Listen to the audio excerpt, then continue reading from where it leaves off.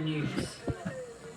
Well, tonight in 7 News Flashback, the closure of 2,000 Australian bank branches. The desertion began in 1993 and continued for a decade. The closures ripped services, jobs and prosperity from small towns and suburbs in southeast Queensland. From West End to Western Queensland, the betrayal was bitterly felt. Which bank? They're all bastard, that's very true. 396 Queensland branches were shut down. Surreal. On the coffin. The closures sucked cash and hope out of rural communities. I've been loyal to them, why can't they be loyal to me? Brisbane suburbs were also hit. Carina, Rocklea, Deception Bay and Kalanga. Oh, it stinks. It makes me feel like going to the Commonwealth.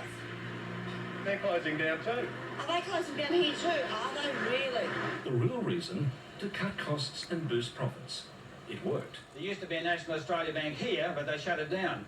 This used to be a Commonwealth Bank, but it's also shut down. This used to be a Westpac Bank, but guess what? They shut this down too. Towns tried to fight back.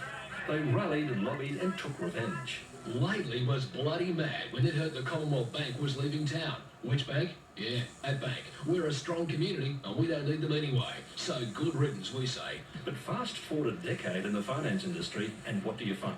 Surprise, surprise, the banks are reopening their branches in record numbers. It seems the customers were right. You just can't beat face-to-face communication. The customers are right. The customers are often right. The other thing the customers are now saying is while the branches are back there, there's not enough staff. So that's the next issue that we need to contend with, is to make sure that we've got the staff so the customers can get the service that they deserve. Many places are still without branches, but community banks have filled the void in 28 places. And the Bank of Queensland has aggressively expanded. Ironic for Chief Executive David Liddy. In his former job at Westpac, he was in charge of closing branches down. We just assumed that customers would follow through to the electronic channels and not really branch, but that was wrong. In the 90s, the banks couldn't get rid of us fast enough. Now we have net alternatives. The real reason banks are reopening is so they can see us.